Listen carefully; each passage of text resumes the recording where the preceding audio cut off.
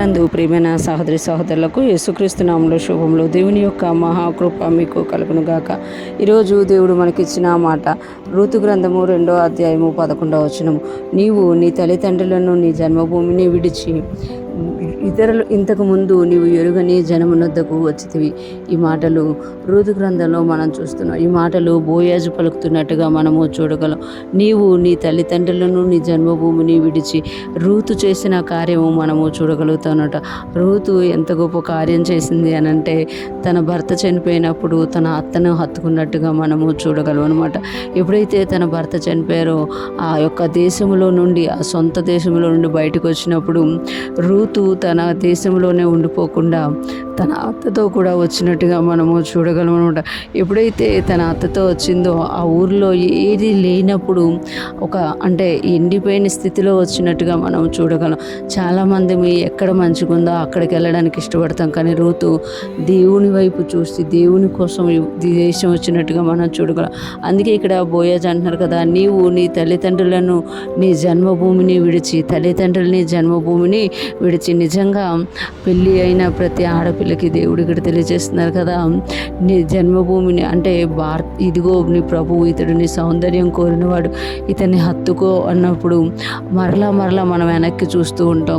సొంత ఇల్లు, సొంత తల్లిదండ్రులు అని. కానీ ఎప్పుడైతే ఒకసారి పెళ్ళయిందో దేవుని వైపు చూడమాట, భర్త వైపు చూసి ఆయనతో వెళ్ళినప్పుడు దేవుడు ఆశీర్వదించే దేవుడుగా ఉన్నారు. ఇక్కడ భర్త లేకపోయినా రూతు ఇంకొక అడుగు ముందుకేసి ఏం చేస్తుంది అంటే అత్తని హత్తుకొని వచ్చినట్టుగా మనం ఇక్కడ చూడగలమట. ఇక్కడ ఆమె వచ్చినందుకు దేవుడు తనకి ఎంత మంచి ప్రతిఫలం ఇచ్చారో మనము చూడగలం. బోయాజు ఇక్కడ అంటున్నారు కదా, నీవు నీ తల్లిదండ్రులను నీ జన్మభూమిని విడిచిపెట్టింది కాబట్టి రాగలిగినందంట. మనము విడిచిపెట్టలేకపోతున్నాం కాబట్టి గడిగడికి అటువైపు చూస్తున్నాం అనమాట. ఇక్కడ అంటున్నారు కదా, ఇంతకుముందు నీవు ఎరుగని జనమునొద్దకు వచ్చితివి, ఇంతకుముందు నీవు ఎరుగని జనమునొద్దకు వచ్చితివి.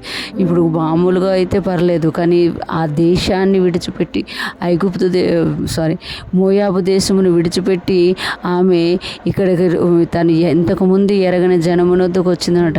కానీ తను నిర్ణయించుకున్న నిర్ణయం ప్రకారం తన అత్తతో ఉండడానికి, తన దేవునితో తన అత్త పూజిస్తున్న దేవునితో ఉండడానికి వచ్చినప్పుడు దేవుడు ఆమెను ఆశీర్వదించినట్టుగా మనం ఇక్కడ చూడగలం అనమాట. చాలాసార్లు మనం ఏదైతే దేవుని కొరకు విడిచిపెడుతున్నామో దానిని బట్టి మనం ఆశీర్వదింపబడిన వారిగా ఉంటాము అని ఇక్కడ మనకి రూతు ద్వారా తెలియచేయబడుతుంది. ఈరోజు ఫ్రెష్ మన్నా వింటున్న ప్రతి ఒక్కరూ జ్ఞాపకం చేసుకోవాలి.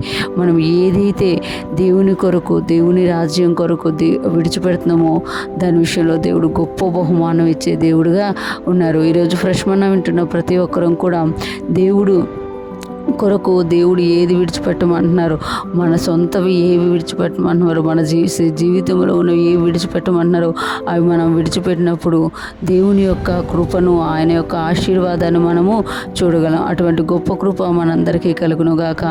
దేవుని కృపలో మనం ఎదుగుతూ వర్ధిల్లుదుము గాక. ఆమేన్.